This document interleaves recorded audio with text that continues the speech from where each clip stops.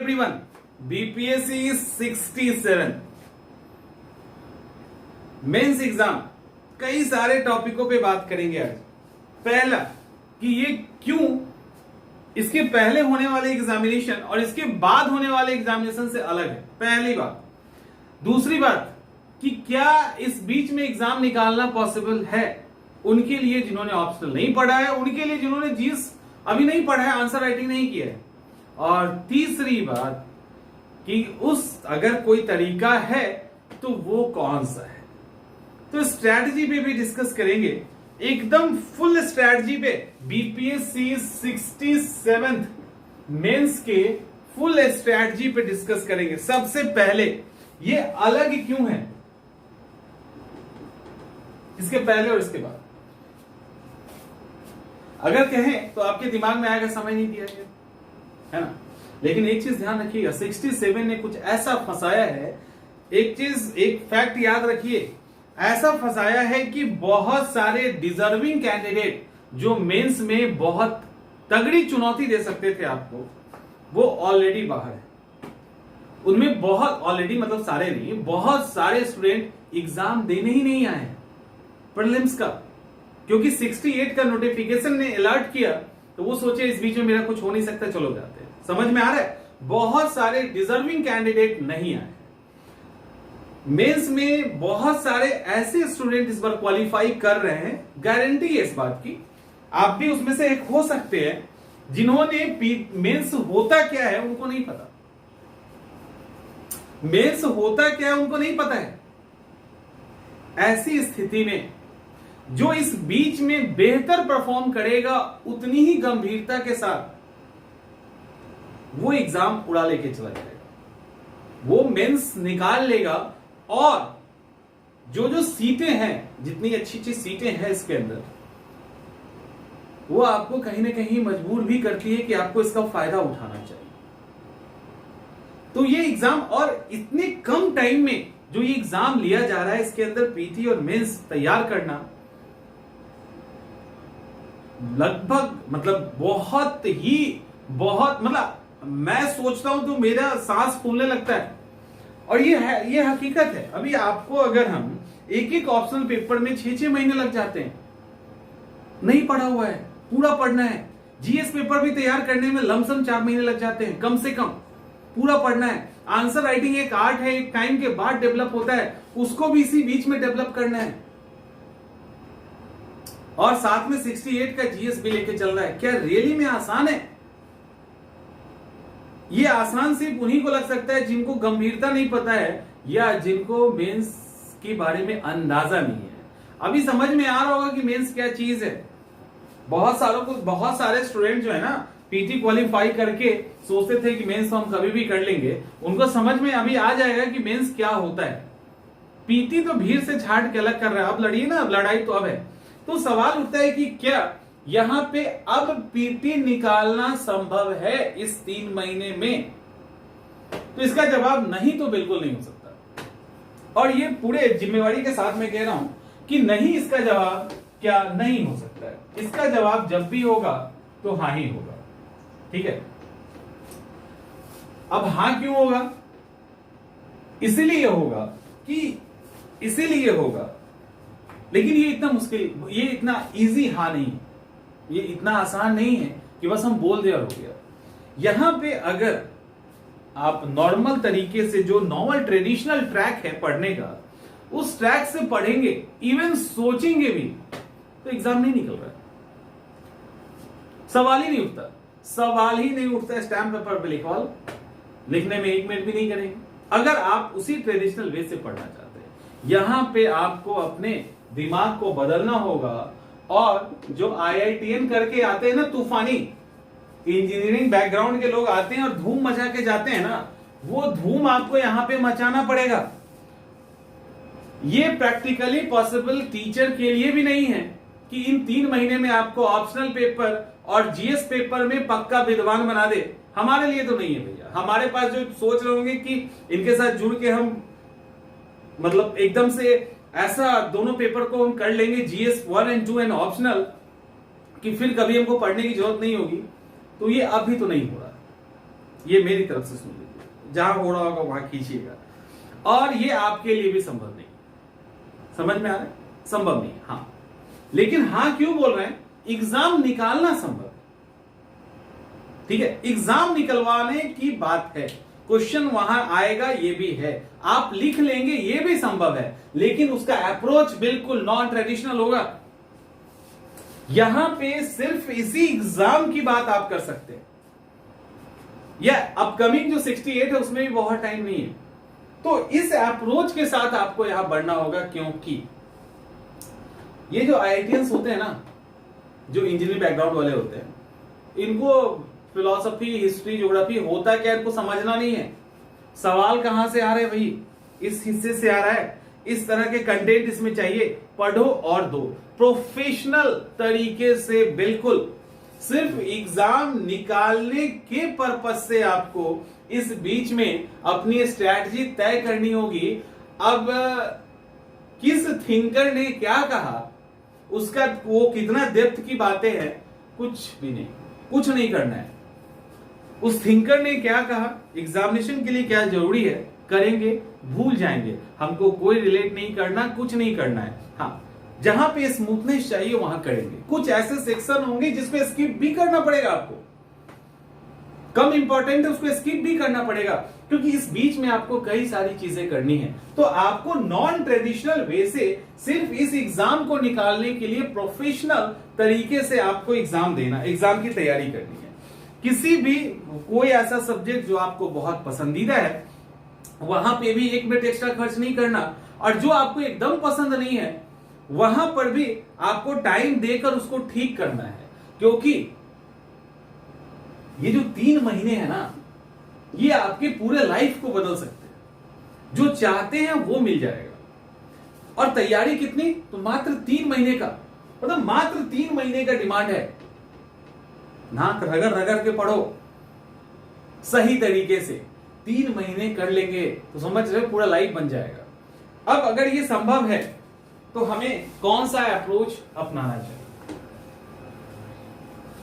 आपके पास पहला GS paper 1 है, दूसरा जीएस पेपर 2 है, और तीसरा ऑप्शनल पेपर है। ठीक है, ऑप्शनल पेपर है। एक और है बट अभी हम उस पर बात नहीं करेंगे, वो है पीटी का। इसको अभी छोड़ देते हैं, इसको अपने रिवीजन मोड में आप डाल दीजिएगा। 100 प्लस क्रॉस कर रहे हैं तो अगली बार भी कर ही जाएंगे करंट अफेयर्स को update. GS paper 1 history, current affairs, DI. DI को अलग कर लीजिए, मैंने एक बार बताया था डीआई आपके लिए बहुत, अब सबसे आपके पूरे जीएस, इंटायर जीएस में सबसे कोई इंपॉर्टेंस रखता है। देखो कैसे प्लानिंग होती है, सबसे अधिक कोई इंपॉर्टेंस रखता है, that is DI, data interpretation. आप डीआई को कमजोर बन करके रख करके अगर इस एग्जाम को निकालने का और कोई पर्टिकुलर पोस्ट चाहने का ख्वाब रख रहे हैं तो वो ख्वाब रह जाएगा। डीआई आपको हर हाल में मजबूत करना है। डीआई के लिए हर रोज एक क्वेश्चन प्रैक्टिस करते रहिए, ऑप्शनल इसको भूल जाइए। सिर्फ आपको डेली एक सवाल बनाना है और इसको भूल जाओ, खत्म कहानी, भूल जाइए। दूसरी तरफ जब आप आएंगे तो जीएस पेपर 1 के अंदर एक सेक्शन आता है हिस्ट्री, स्टैटिक पोर्शन है। हिस्ट्री स्टैटिक पोर्शन है, जो हो गया वो हो गया। तो हिस्ट्री के लिए वो बिहार का हिस्ट्री हो या इंडिया का हिस्ट्री हो, इस स्टैटिक पोर्शन को अभी के अभी लगे हाथों निपटा दीजिए 15 दिनों के अंदर, तो 10 दिनों के अंदर। जो भी आपको एक्सपेक्टेड सवाल लग रहे हैं, मैं भी सवाल बताऊंगा आपको एक आध 2 दिनों में, जो भी एक्सपेक्टेड सवाल लग रहे हैं या जो कुछ इंपॉर्टेंट पॉइंट्स है उससे रिलेटेड कुछ पॉइंट्स टॉपिक बना के पॉइंट्स लिख लीजिए और उसको पढ़ डालिए। ये स्टैटिक है, नहीं बदलेगा। करंट अफेयर्स छोड़ दो अभी, समझिए इसको, करंट अफेयर्स अभी छोड़ दीजिए, हो जाएगा। इसके बाद पेपर 2 के अंदर आएंगे पॉलिटी। अब यहां पर भी सेम स्ट्रैटेजी, पॉलिटी के अंदर कुछ स्टैटिक हिस्सा है, संविधान की विशेषता, हमारा जो पार्लियामेंट्री सिस्टम है उसकी विशेषता, मौलिक अधिकार डीपीएसपी के अंदर जो क्लैश हो रहा है, राष्ट्रपति के पावर, पार्लियामेंट के पावर, इस तरह के जो स्टैटिक वाला पोर्शन है ना, निर्वाचन आयोग का काम हो, वो इसमें साथ में करंट भी आएगा। अभी छोड़ दो इसको, करंट अफेयर्स को छोड़ दीजिए, करंट वाला सेक्शन छोड़ दीजिए, पॉलिटी के स्टैटिक पोर्शन तो क्लियर है, कर लो, ठीक है, उसको कर लीजिए। उसके बाद इकोनॉमिक्स एंड ज्योग्राफी, ज्योग्राफी को हटाइए, अभी एकदम नहीं छूइए, एकदम छूना ही नहीं है। इकोनॉमिक्स, इकोनॉमिक के अंदर भी कुछ स्टैटिक, ज्यादातर नहीं, कुछ है, इवन कुछ जैसे जैसे गरीबी है, बेरोजगारी है, और 5 ईयर प्लान है, भारत की जो विशेष, भारत में लघु और कुटीर उद्योग की संभावनाएं टाइप की, बिहार के अंदर रिसोर्सेज कम है तब कैसे हो सकता है, तो ऐसे करके कुछ सवाल हैं जिसके अंदर डाटा तो चाहिए। अगर 1 मिनट के लिए आपके पास डाटा नहीं है तो ओवरऑल खाका तो है, आप एक स्ट्रक्चर तैयार करके उसके अंदर जो पॉइंट्स डालना चाहते हैं वो तो डाल सकते हैं ना। करंट अफेयर्स अभी भी छोड़ दीजिए, अभी भी, क्योंकि वो आपको आगे बढ़ने में दिक्कत क्रिएट करेगा, प्रॉब्लम करेगा, तो करंट अफेयर्स अभी भी छोड़ दीजिए। साइंस एंड टेक की बात करते हैं। विज्ञान और तकनीक डराता है, बहुत आसान है, सिर्फ डराता है, इजी है, मुश्किल नहीं है ये।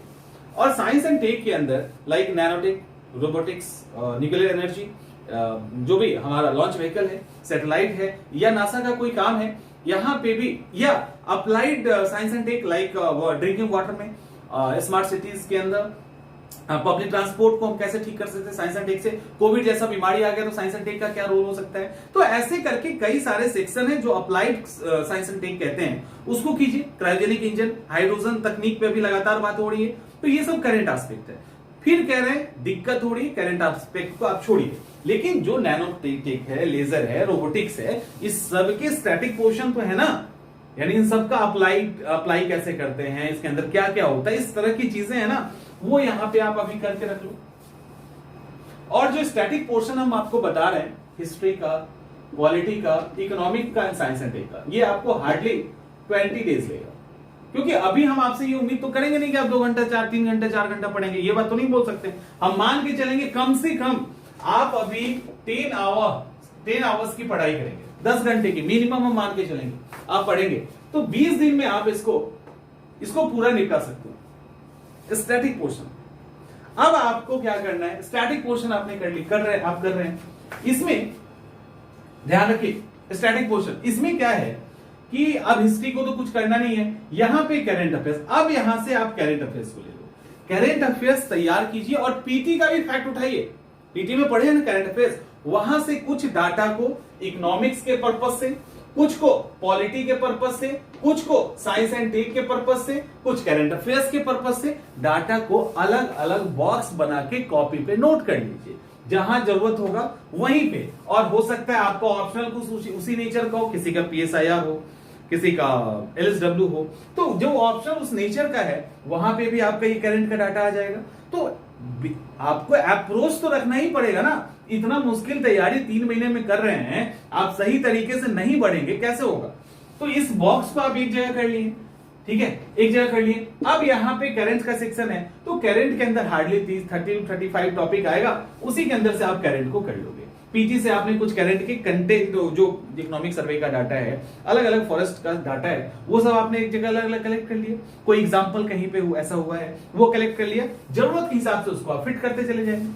और इसी करंट में से कुछ, ये करंट जब पढ़ रहे होंगे ना, इसी करंट अफेयर्स में से कुछ अप्लाइड पॉलिटी में निकल के आ जाएगा, कुछ साइंस एंड टेक के अंदर आ जाएगा, कुछ इकोनॉमिक्स के अंदर आ जाएगा। ज्योग्राफी के लिए कुछ नहीं करना है, कुछ नहीं करना है। ज्योग्राफी में जो फिजिकल ज्योग्राफी है ना, भारत का भौतिक, बिहार का भौतिक, और या भूकंप कैसे आता है, प्लेट टेक्टोनिक्स टाइप की चीजें, ऐसी 10 से 12 टॉपिक आपको ज्योग्राफी में करके बंद करना है। बाकी सारा कुछ नहीं, बाकी ज्योग्राफी में आता ही नहीं, हार्डली एक सवाल आएगा, नहीं तो वो भी नहीं आएगा, और वो भी सवाल इकोनॉमिक ज्योग्राफी से आ जाएगा। फिजिकल ज्योग्राफी से हार्डली एक सवाल मिल सकता है, उससे अधिक नहीं मिलेगा। तो आपका कहानी यहां खत्म हो गया। अब ऑप्शनल पेपर की बात करते हैं। ऑप्शनल पेपर के लिए अभी आपको सबसे पहले क्वेश्चन कलेक्ट करना चाहिए, चैप्टर वाइज क्वेश्चन कलेक्ट कीजिए, चैप्टर वाइज वो भी। और जब चैप्टर वाइज कर लेंगे ना, तो आपका जो विजन है वो क्लियर हो जाएगा, दृष्टि क्लियर हो जाएगी। अच्छा, ऐसे ऐसे इस तरीके से किस सवाल पूछ रहा है। अब क्या कीजिए, हर एक चैप्टर को, जो चैप्टर्स आपको पढ़ने हैं ना, अभी 1 महीने तक, ठीक है, हर एक चैप्टर को एक रोज पढ़िए बस। तो उससे क्या होगा, अब आपको 1 महीने में हो जाएगा, नहीं होगा।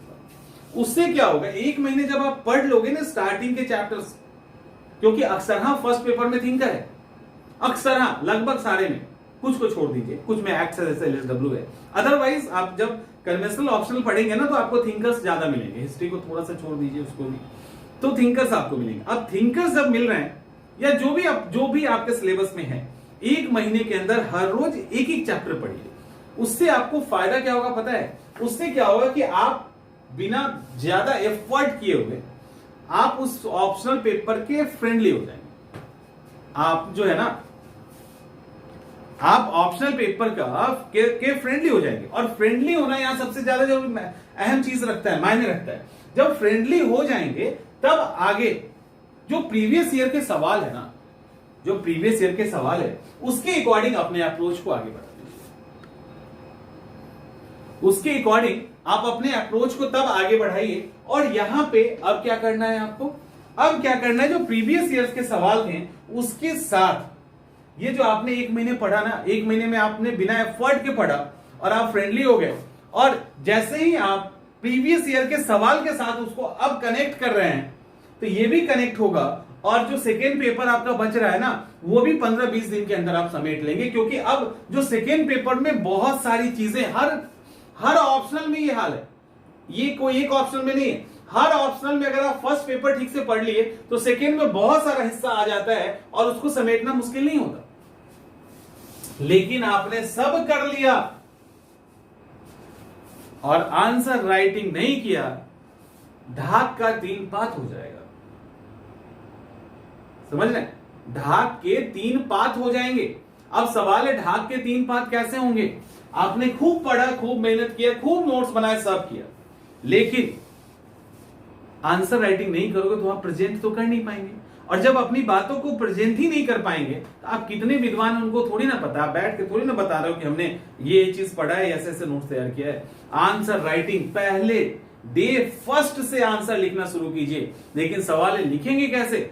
आंसर राइटिंग से। आंसर राइटिंग ये तो मान लो 1 मिनट के लिए आप कर भी लोगे, आंसर राइटिंग नहीं कर सकते हैं आप। अभी आंसर राइटिंग नहीं कर सकते। सामान्य 99.9% स्टूडेंट आंसर राइटिंग अकेले नहीं कर सकते, वहां उनको सपोर्ट की जरूरत पड़ेगी ही पड़ेगी। तो प्रॉपर आंसर राइटिंग जहां होता हो वहां पे आंसर राइटिंग करना सीखिए। थोड़ा सा आंसर चेक करवाइए। स्टार्टिंग में 15-20 आंसर कटेंगे, घबराना मत। हर रोज आंसर अभी लिखिए 1 महीने तक। 1 महीने जब आंसर लिख लोगे ना हर रोज, और सिंपल क्वेश्चन, एकदम साधारण सा सवाल कि 1857 की विशेषता बताइए, उसके परिणाम को बताइए, ऐसे करके छोटे छोटे टुकड़ों में लिखना शुरू कीजिए। लिखना शुरू कीजिए। आपका लिखना सबसे महत्वपूर्ण महत्व रखता है। एक्चुअली लिखना ही स्टार्ट नहीं हो पाता। लिखने लगोगे ना तो 10-15 दिन के बाद लिखने ही लगेंगे, फिर आपको कोई रोक नहीं सकता है। तो ये सारी चीजें हो गई, राइट? तो ये सारी चीजें आपको करनी है। अब सवाल है नोट्स। बिना नोट्स के तो होगा नहीं, लेकिन इस बीच में इतने का नोट्स आप नहीं बना सकते। ये वो टाइम आपको अभी नहीं है कि आपको नोट्स किसी न किसी का लेना होगा, जिसका लेना है। नोट्स आपको लेना ही पड़ेगा, कोई ऑप्शन नहीं है। हाँ, उस नोट्स में आप क्या कीजिए, कहीं कोई कमी है या ज्यादा ही लगता है तो उसको आप वहां पे अपना एक एक्स्ट्रा पेज डाल के एक्स्ट्रा पॉइंट नोट कर लीजिए आप अपने अकॉर्डिंग। लेकिन इसका नोट्स बनाने की गलती मत करना। जो नोट्स आप लोगे ना किसी भी संस्थान का, उसके अंदर अपने कुछ कंटेंट ऐड कीजिएगा, क्योंकि अभी पढ़ाई के साथ साथ समय भी बचाना है और स्ट्रैटेजिकली आपको काम करना पड़ेगा। तो ये सारे अहम चीज थे जो इस एग्जाम को निकालने में काम आएगा। 3 महीने पढ़ना है और लाइफ बन जाएगा। नहीं हुआ तो फिर उस चक्कर में आप घूमते रह जाएंगे। ठीक है, मिलते हैं अगले वीडियो।